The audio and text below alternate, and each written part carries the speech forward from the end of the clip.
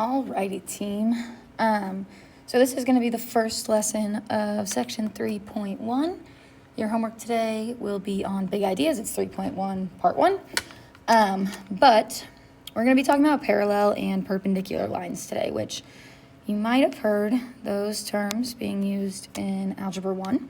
So for our warm-up, we're actually going to recall some Algebra 1 skills. And again, there's 2 days of this. Today we're going to talk about what these lines are, and tomorrow we're going to talk about some theorems that go with them. But for our warm-up, it says, to find the slope between 2 points, we use the following formula. So if you guys remember from Algebra 1, you probably remember that slope we called m, the variable m. And the handy way we memorized this was rise over run. And what this really was our change in y over our change in x. Remember that little triangle delta in math, that Greek letter delta means change in. So that is how much your y's changed from one point to the next and how much your x has changed. So to calculate that, we take y2 minus y1, so we're subtracting our y coordinates, and then we do the same thing with our x coordinates. Again, it doesn't really matter what order the coordinates go in as long as the 2's stay either in the first or the second spot together and the 1's stay in that spot as well. So for the rest of our warm-up, let's do an example. Let's find the slope between 4, -5 and 3, -4. Again, hopefully this is all Algebra 1 review. Before we actually start finding the slope here, I'm going to label my points. I'm going to call this first one point 1, so x1, y1. And I'll call the second one point 2, so x2, y2. So let's find our slope. M is equal to y2, which is -4, minus y1, which is -5, so minus -5. Same thing with our x's. x2 is 3, and x1 is 4. We simplify this, -4 minus -5, that turns into -4 plus 5, which is 1, and then 3 minus 4 is -1. Simplify this a little bit more, we get -1. So our slope here is -1, which means we're falling from the left to the right, and our graph will be kind of angled down like that. And we talk about that because we can use slope to determine if lines are parallel, perpendicular, or neither. So first, let's talk about parallel lines. So parallel lines are lines that are on the same plane, so they are coplanar, and they do not intersect. This is probably different from your Algebra 1 definition, because in Algebra 1, you probably just said they don't intersect, or they have the same slope. Similar now, but now that we're talking about geometry and we have planes defined, we also have to say that parallel lines are coplanar, and you'll see why in a second. But parallel lines are coplanar, and they do not intersect. So this picture over here is an example. We use these symbols here, that little filled in triangle on the lines, to show that they're parallel. And if we wanted to write here that line A was parallel to line B, I would write A parallel to B. We use this notation right here, essentially 2 parallel segments kind of drawn vertically. So that's what parallel lines are. Again, parallel lines, what you learned from Algebra 1, is that they have the same slope. Something you probably didn't talk about in Algebra 1 was parallel planes. So just like how lines are parallel, we can bump that up to the next dimension and we can talk about parallel planes. Same kind of situation, parallel planes are 2 planes that don't intersect. So if we look at this picture here, it's essentially 2 pieces of paper right next to each other but parallel, meaning there's the same distance between them at all points. So here, we could say plane F, that's the blue plane, is parallel to plane G. So again, parallel lines are coplanar and they don't intersect. Parallel planes don't intersect.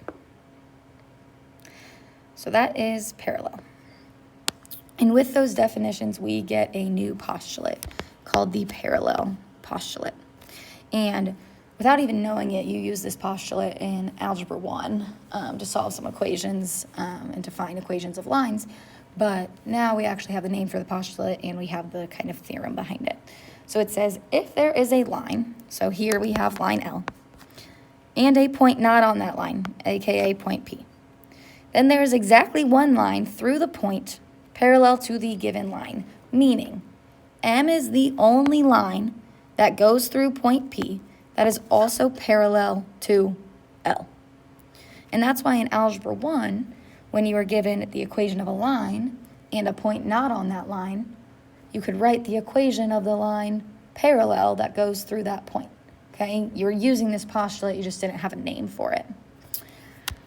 So here, if we kind of use the picture, if P is not on line L, that's a cursive L, then there exists line M and only line M, exactly one line. Here it says exactly one line. That line is unique. Exactly one line, line M, through point P, such that, that's what ST stands for, such that that line M is parallel to line P. So again, there's only one line that goes through a given point parallel to another given line. So that is our parallel postulate. We can pick a point not on a line and find a line through that point parallel to our original line. Our next definition is still about lines that do not intersect, but now we're going to remove the condition of those lines being coplanar, and we call those lines skew. So skew lines are lines that do not intersect and are not coplanar, meaning they don't touch ever, but they also don't exist on the same plane, so they're not parallel lines. So if we look at, for example, this plane A here and lines L and M, we would say lines L and M are skew lines. Line L is kind of going through the plane that line M is on, so it's not on the plane, but clearly by the picture, they're never going to intersect, okay? L is going to go up and down, and M is going to kind of come at you and go backwards as well. So that's why when we talk about parallel lines, we need this condition that they are coplanar.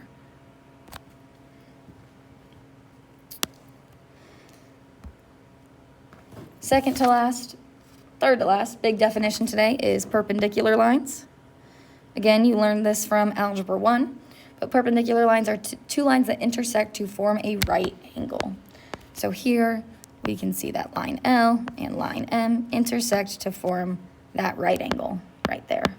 And it's not just one right angle. Actually, all of these are going to be right angles because of our linear pair postulate and our vertical angles congruence theorem and all those things. We could reason that all of those angles are 90 degrees. The way we show this on like a picture is with the right angle symbols. Usually there's just one of them. And the way we write it is we use this symbol here. That's our perpendicular symbol. So we can write line L is perpendicular to line M. So that's kind of that notation.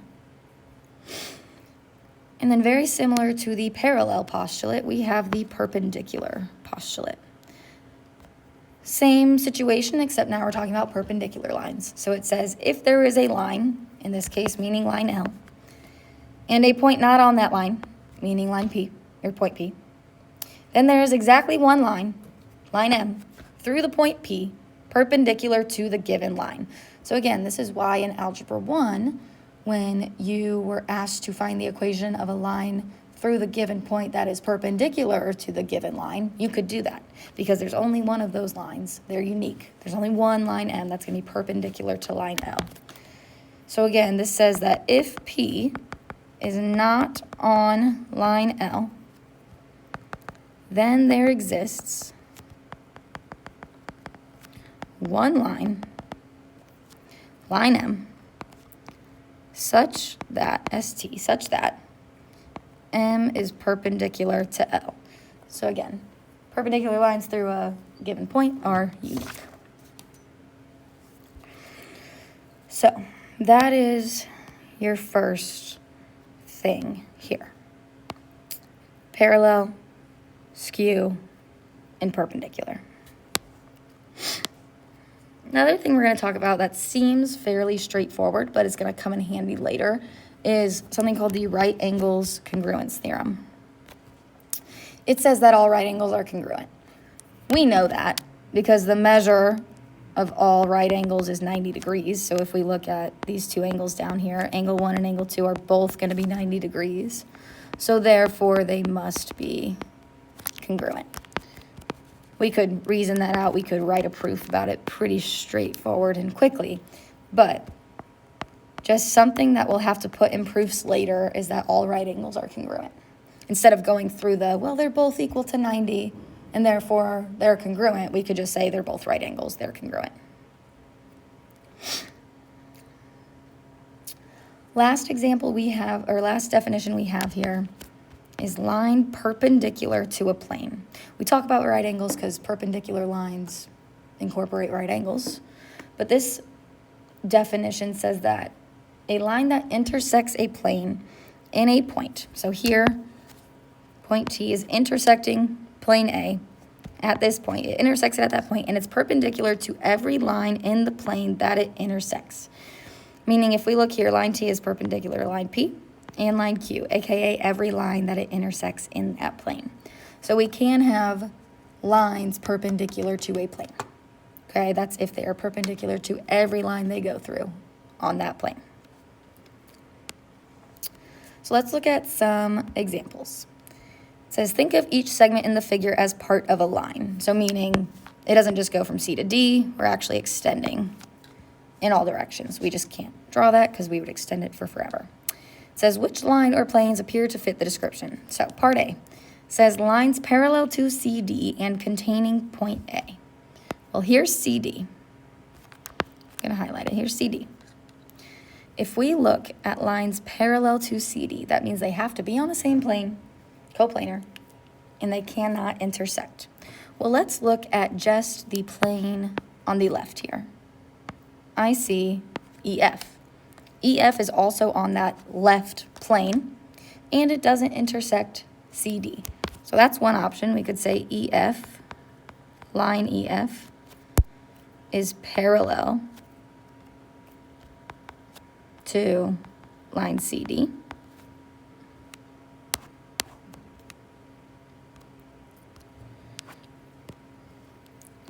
And then there's some other options as well. If we looked at, say, the top plane, this part, well, now I see line AB here.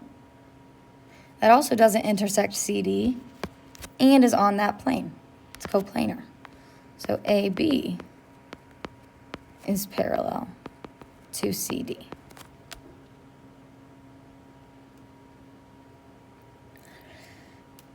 The last one, and it's kind of harder to see because there's not actually a plane drawn through these two lines, but we also have this line right here, HG, because we could draw a plane kind of coming diagonal like that. And we know we can draw a plane because we can kind of point out three non-collinear points. So we can also say that CD is parallel to HG. Okay? It doesn't contain point A, so technically it doesn't answer that question, but it is still a line that's parallel. Same thing with EF. It doesn't contain point A, but it is still parallel. But your real answer here is AB, line AB. I just also listed the other lines that were parallel. So now let's look at lines skew to CD and containing point A. So again, I'm going to focus on point A here. I'm looking for lines that never intersect line CD, but also don't lie on the same plane. So I'm kind of looking to see if they're going completely different directions and in different dimensions.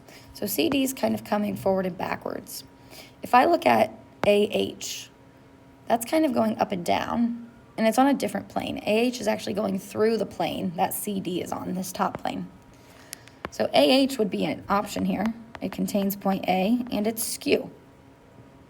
If you think about a cube, if you put a cube in your hand and you follow your arm all the way up one of the corners, it's not going to touch that other top edge. And then for a similar kind of situation, again, I'm only focusing on lines that include point A, but line AG here still kind of goes through that top plane, but it never intersects CD. So AG is also an option.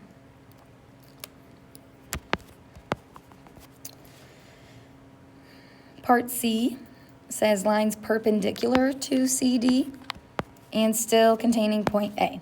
So now I'm looking for any right angle symbols. Well, I see one right here. This line would be line AD. So I can say that AD is perpendicular to CD.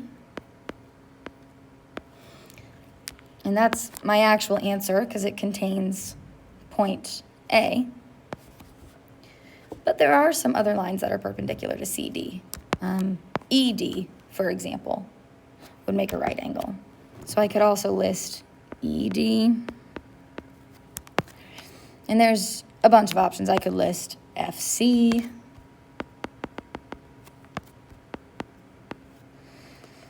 I could list BC. This one right here. And that's about it. There's only one that contains point A because it's unique. Due to our parallel and perpendicular postulate, we knew that there was only one answer for parts A and C here. There's only one line that was parallel or perpendicular that went through that point.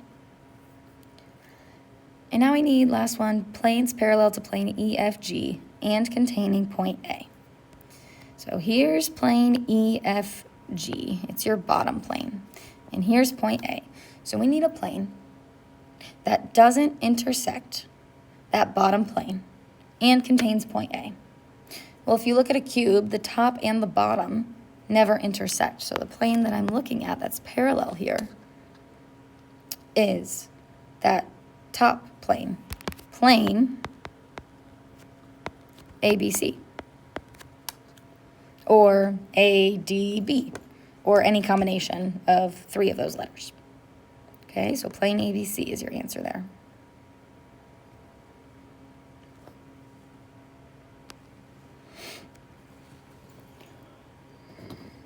I want you to try to work on this one on your own. So pause the video, take a few minutes, try to answer these on your own, and then when you're ready, come back. So this one says, use the diagram to complete the following. Name a pair of parallel lines. Again, parallel lines, the way they show us that in a picture is through these little triangles on the lines. And I would actually just make note up here, highlight it in your notes that that is part of your notation. So I'm looking for those two little arrows. So I see those arrows on lines X and Y. So I can write line X is parallel to line Y. For perpendicular lines, part B, I'm looking for this right angle symbol. And I see that line Z goes through line X and it hits it at a right angle. So Z is perpendicular to line X.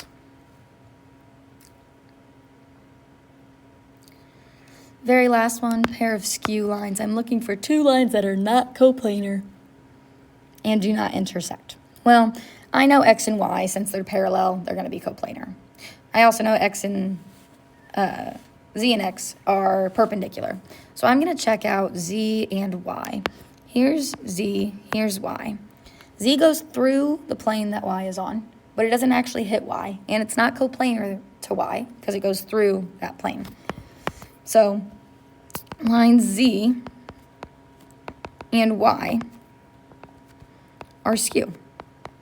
They are not coplanar. Y is flat on that plane, Z is going through it, and they never intersect.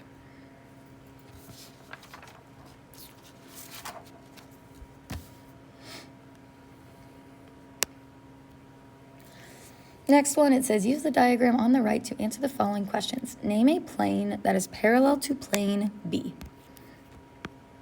Here's plane B, the green plane. Again, I'm looking for a plane that never touches B and looks parallel to it. Well, clearly plane D touches B. It intersects right here at that line.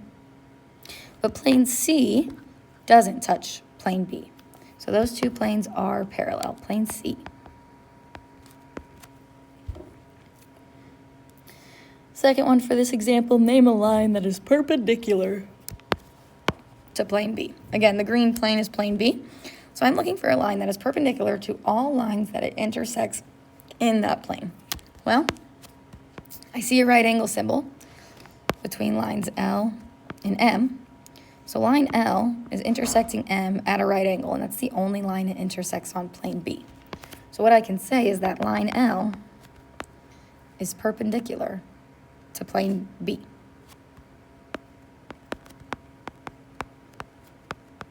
Because it's perpendicular to all the lines it intersects on that plane. Okay? Okay, I want you to do number 4 on your own. It's very, very similar to number 1, but try number 4 on your own, and we will reconvene in a moment. So pause the video, try number 4.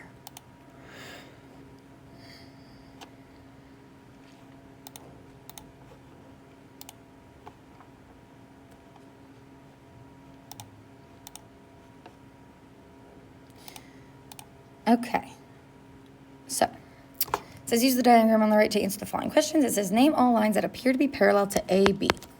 Here's AB, boom. We need all lines that are parallel. Well, CD looks coplanar, it's on that top plane, and it doesn't touch AB. EF is coplanar, it's on that side plane, and it doesn't touch AB. And same thing with HG, just like last time, it's kind of on this diagonal plane that isn't drawn. But still coplanar, because there's 3 non-collinear points, and parallel. So my answer here, CD, EF, and HG.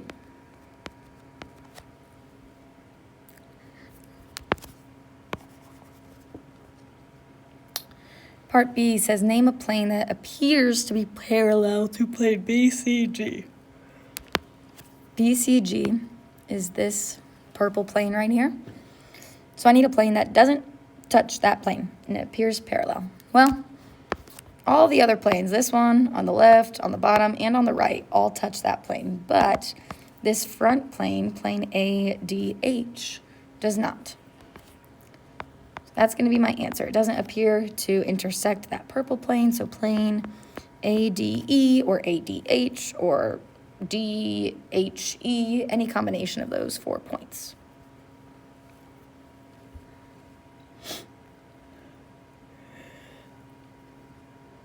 Now it says 2 lines that appear to be skew to line AB.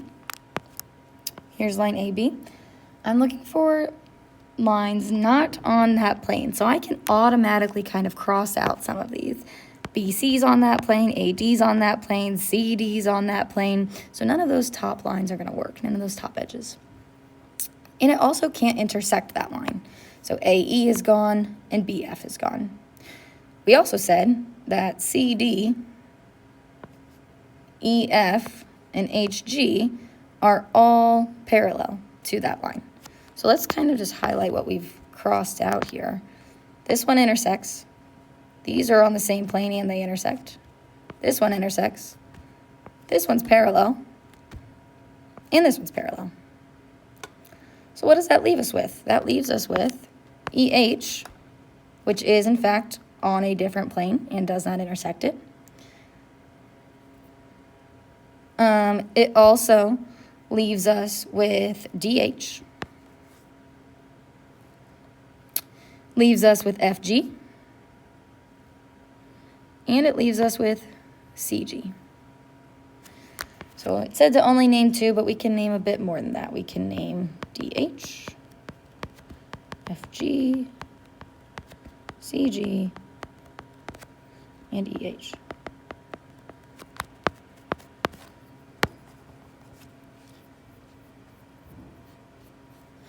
Very last one and then you'll have time for your homework. It says, assuming that this is a rectangular prism, meaning all these angles are right angles. So like right angle in all these corners here all around, okay? Name a line that appears to be perpendicular to plane ABF. Well, here is plane ABF. It's the one on the left. I need a line that is perpendicular to that. There's a bunch of options, especially with those right angles that I just drew. But let's first see what lines even intersect that plane. Here are your 4 lines that intersect that plane. It says that all angles are right angles, so those are all going to intersect at a right angle. So those yellow lines are my answer. CB, AD, EH, and FG. So we have parallel lines and planes that never intersect, and parallel lines have to be coplanar. We have perpendicular lines that intersect at a right angle, and we have skew lines that are not coplanar and never intersect. And again, just a reminder, we are still working on stuff from Unit 1. We still would not have gotten this answer right if we didn't know how to name lines, or name planes, or look at a picture and determine what we can conclude from it. Okay, so if we're still struggling, I know we had a whole, month off, but if we're still struggling to name points, lines, planes, and angles, I would look back and review those concepts so you're ready to start naming these things and classifying them and saying if they're parallel or not. Okay, but you have the rest of the time to work on your Big Ideas 3.1 Part 1 homework. That will be due on Monday. You do not have a learning check this week. You'll get your first learning check due on, I believe it's Wednesday, but I'll keep you updated when I come back. So sorry I couldn't be there today, but have a great weekend.